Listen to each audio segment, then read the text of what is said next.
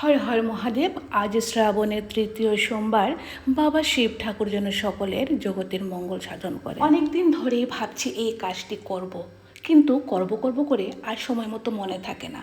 প্রতিদিন রাতের বেলা যখন সমস্যার সম্মুখীন হয়, সকালবেলায় উঠে এই কাজটি করে নেব বলে ভাবি, কিন্তু সকালবেলা উঠে নানাবিধ কাজের মাঝখানে এই কাজটি করতে আর মনে থাকে না। আজ এখন শিবের পুজো করতে যাচ্ছি, হঠাৎই মনে পড়ে গেল কালকের জন্য রাখলে বা পরের জন্য রাখলে আবার ভুলে যাওয়ার সম্ভাবনা থাকবে। তাই এখনই কাজে লেগে পড়লাম।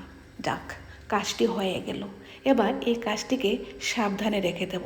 আসলে এই গাছটির জন্য রাস্তাটা দেখা যায় না ঘর থেকে। যাই হোক, কাজ শেষ করে চলে আসলাম শিবের পুজো করতে।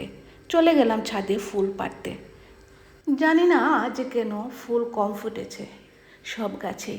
চলে গেলাম ছাদ বাগানে, অপরাজিতা ফুল নিয়ে আসলাম, সাদা এবং নীল।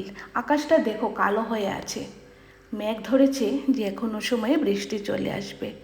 যাই হোক, নীল অপরাজিতা, লাল অপরাজিতা ফুল নিয়ে তারপরে দেখো বরাবরই ছাদে আসলে আমার এই পর্তুলিকা ফুল একেবারে মন মাতিয়ে নেয়, কেমন যেন অন্য জগতে নিয়ে যায়। চলে আসলাম আবার ঠাকুর ঘরে। এবার আমি আমার মতো করেই ঠাকুর পুজো করলাম। আজ তৃতীয় সোমবার, মুগ জ্বালা দিয়ে মানে মুগ ডাল দিয়েই আজ নাকি শিবের পুজো করতে হয়। কালই সব কিছু সংগ্রহ করে রেখেছি, দই মিষ্টি যা যা আছে। যাই হোক, খুব সংকীর্ণ পরিসরেই খুব তাড়াতাড়ি করেই বাবা শিবের পুজো করেছি আমার মতো করে। শিব ঠাকুর যেন আমার পুজোর ভুল ত্রুটি ক্ষমা করে দেন, কারণ স্কুলে ছুটতে হবে, সময় হয়ে গেছে। যাই হোক, ওম নমঃ শিবায়, ওম নমঃ শিবায়, ওম নমঃ শিবায়।